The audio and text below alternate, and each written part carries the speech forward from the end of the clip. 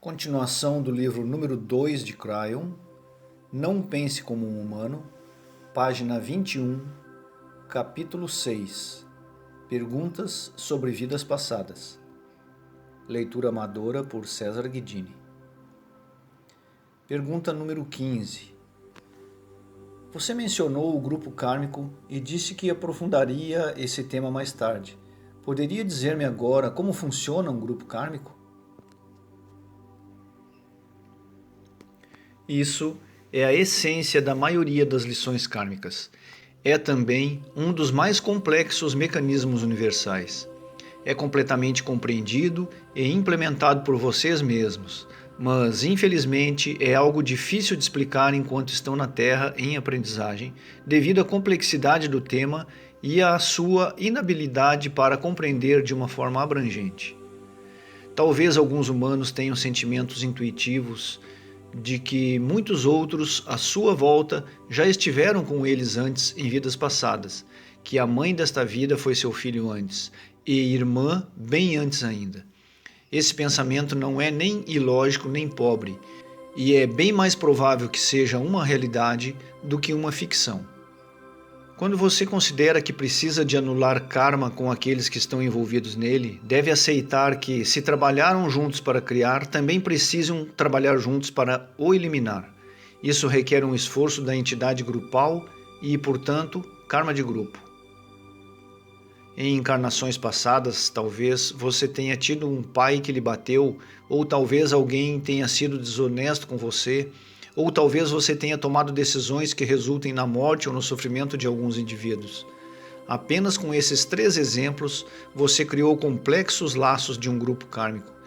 Esses indivíduos e grupos regressam com você à Terra, em tempos diferentes e em formas distintas, para expressarem através de atos a sua programação kármica impressa. Por exemplo, uma experiência passada com o seu pai de outra existência pode ter feito com que você se sinta abandonado na atual encarnação.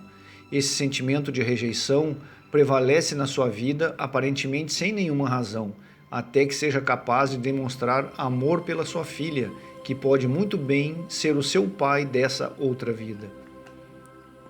Algumas vezes um membro do grupo kármico é apenas um catalisador e não regressa com você.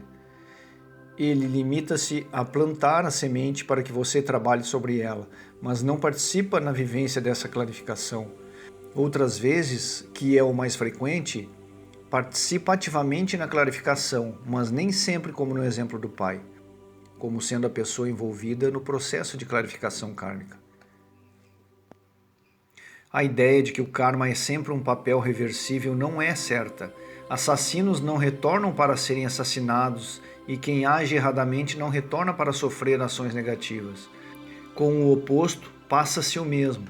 Quer dizer, frequentemente a pessoa tem outra oportunidade de estar perante o que o levou a agir mal ou erradamente com o mesmo grupo, para que, escolhendo de outra forma, possa tornar-se iluminado.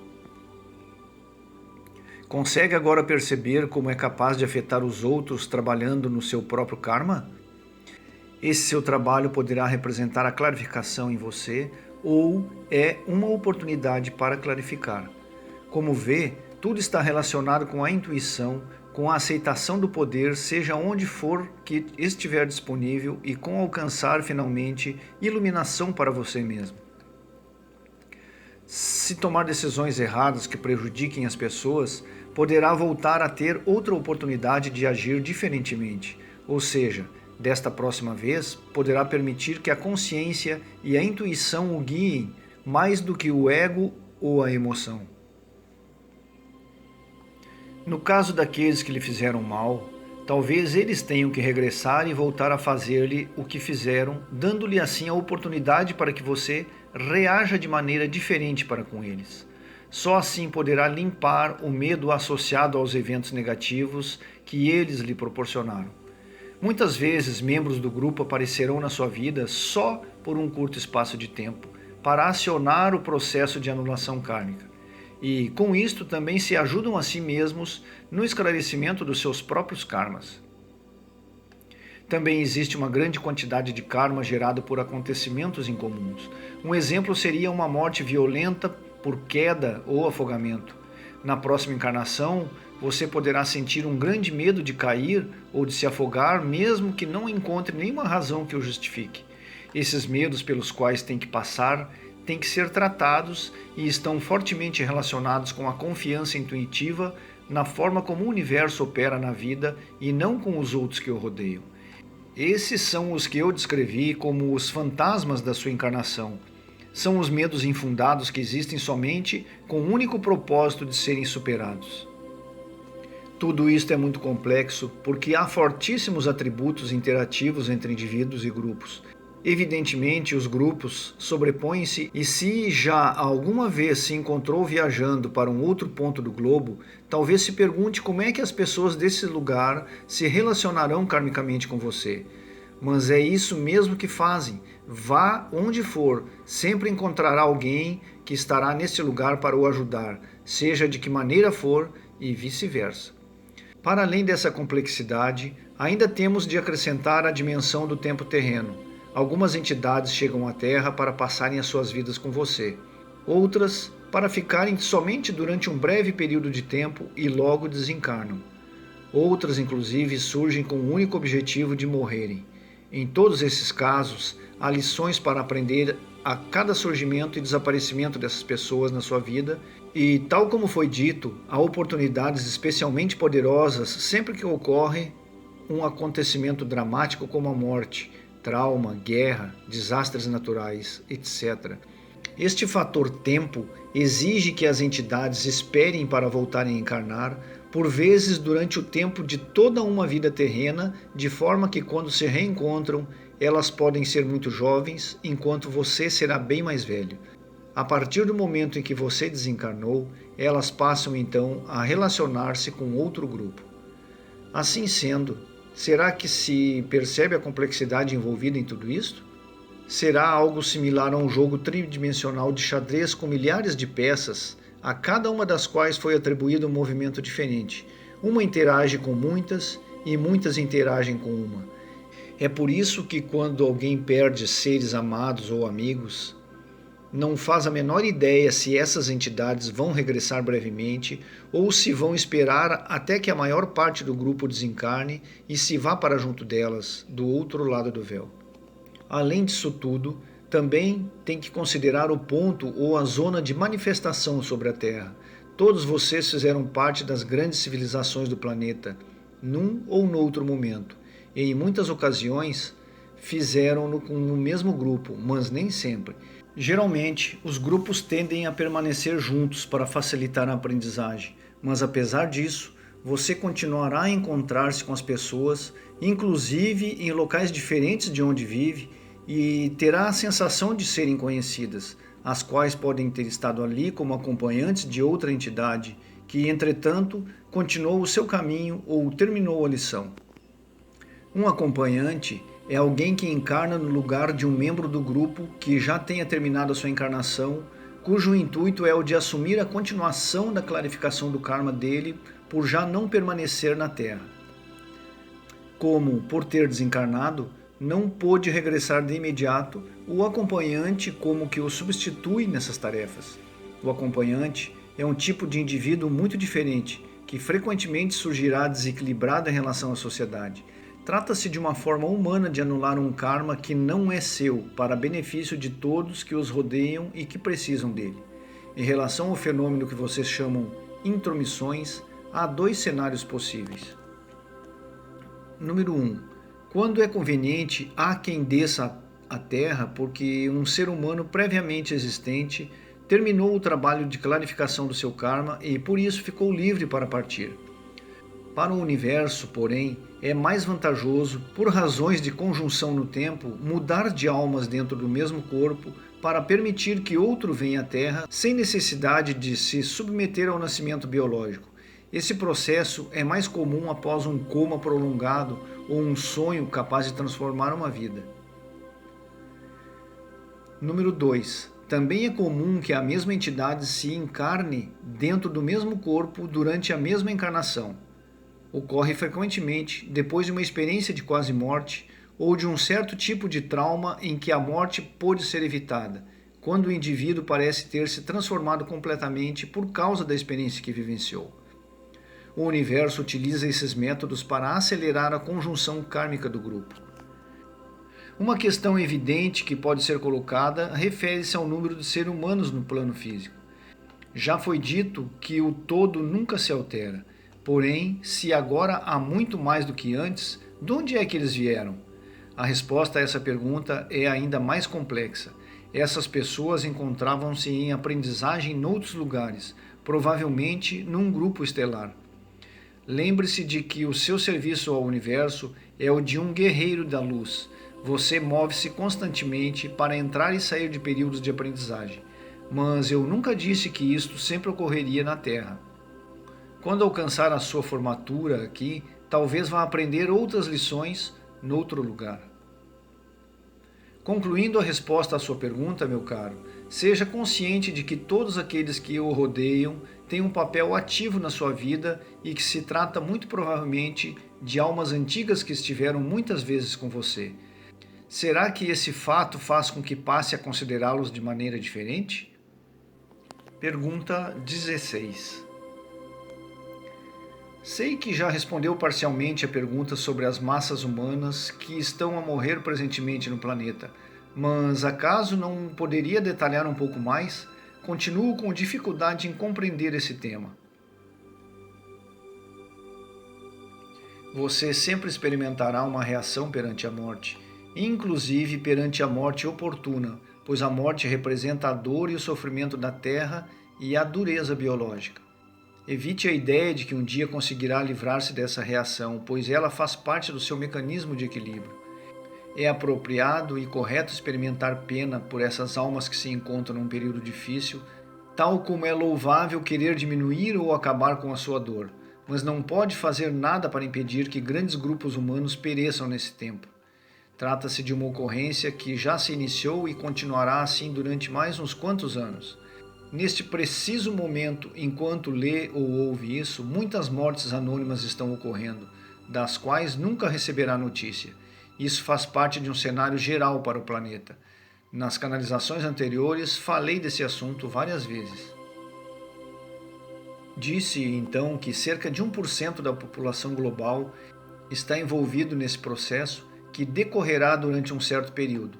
Ora, isso representa grupos kármicos inteiros, grupos que não têm nenhuma esperança de receber iluminação ou de continuar no caminho.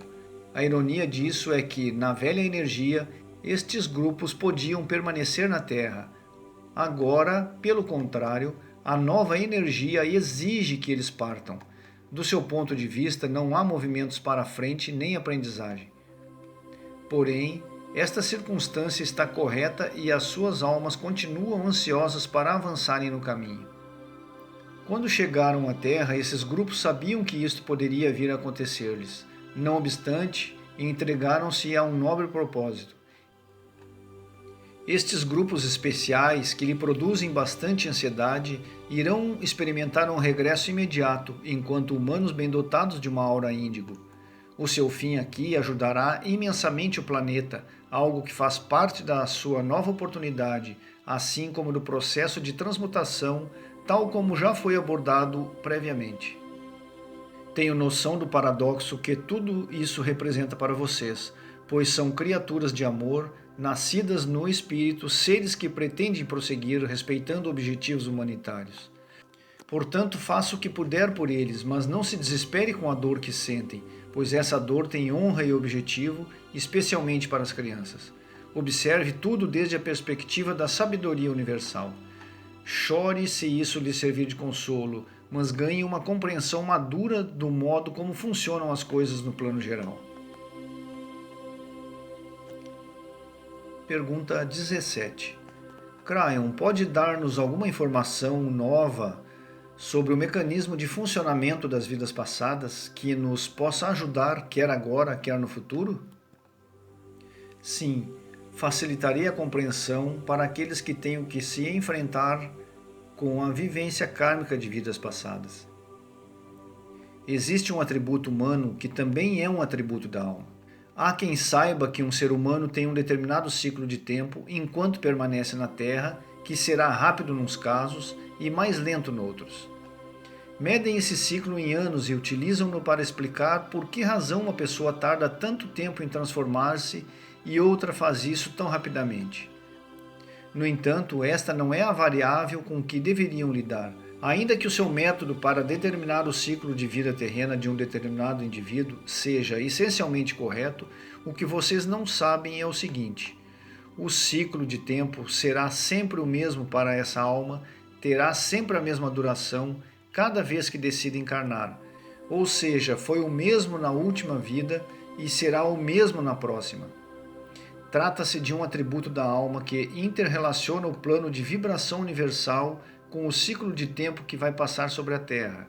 É um dos vários atributos permanentes da alma que se levam para a expressão terrena. Não é um atributo biológico. A sua origem é universal.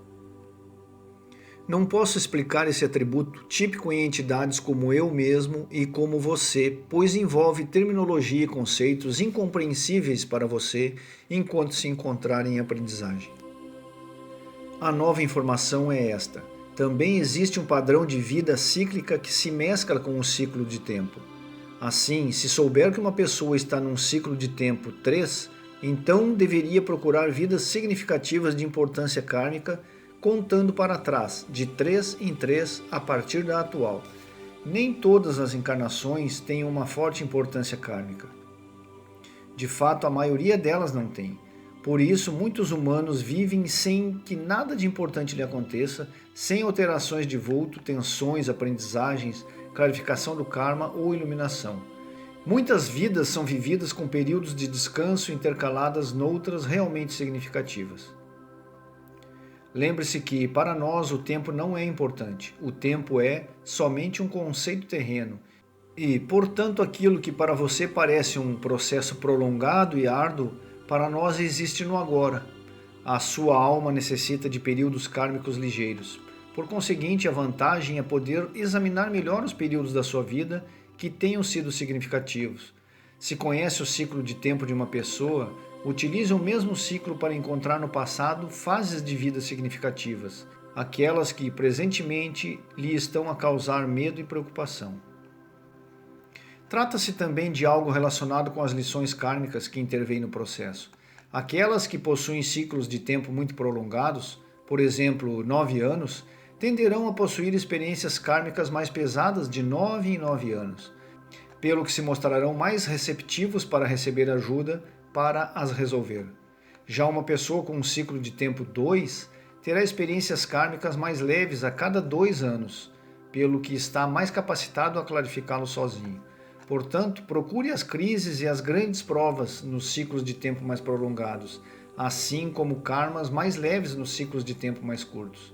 Tudo isto, é claro, são generalidades e, tal como ocorre com o karma, há exceções relacionadas com os grupos. No entanto, basicamente, esta informação de certo lhe será útil. Pergunta 18. Quer dizer que alguns humanos assumem regularmente um karma mais pesado do que outros? Não me parece muito justo. Lembra-se que lhe falei sobre as suposições culturais que se interpunham no pensamento lógico e claro? Pois aqui está um bom exemplo. Quem lhe disse que cada alma espera a sua vez de se manifestar em cada lição kármica? Dificilmente poderia ser assim. Tal como existe especialização no tipo de serviço prestado ao universo, também há atributos específicos dentro do seu grupo de serviço. Neste lado do véu, onde adquirem forma humana, vocês são muito diferentes, não é verdade? Bom, então, por acaso pensou que do meu lado do véu só existem figuras envoltas em túnicas brancas com rostos inexpressivos? A nossa diversidade certamente vos assombraria.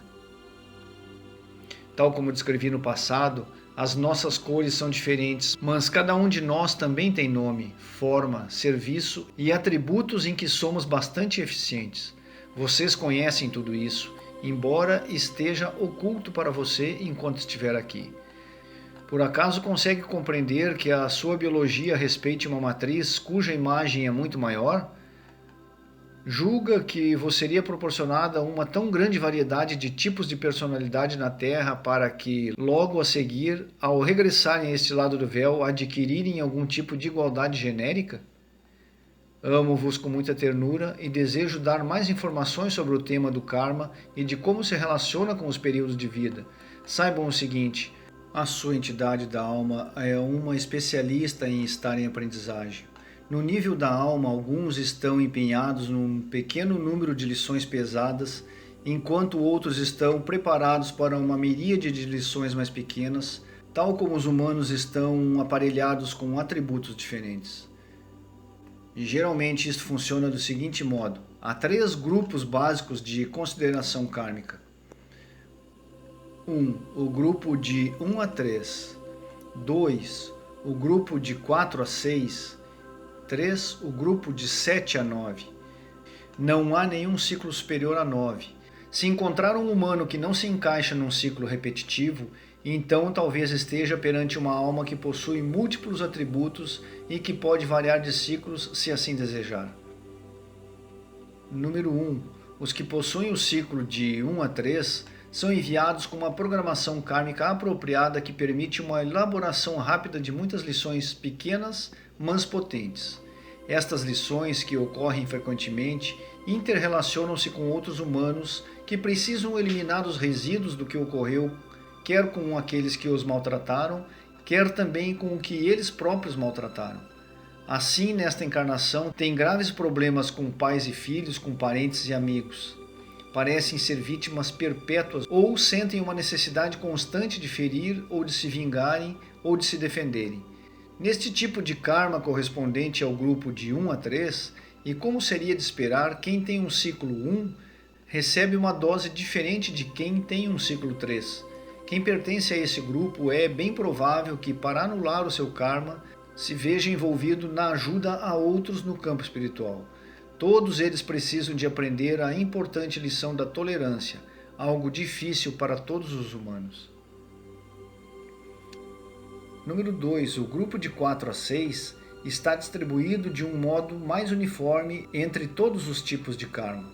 Esses humanos não só vivem as situações pelas quais têm que passar, tal como os do grupo anterior, mas também se deparam com lições relacionadas com uma elevada violência, normalmente de humano para humano.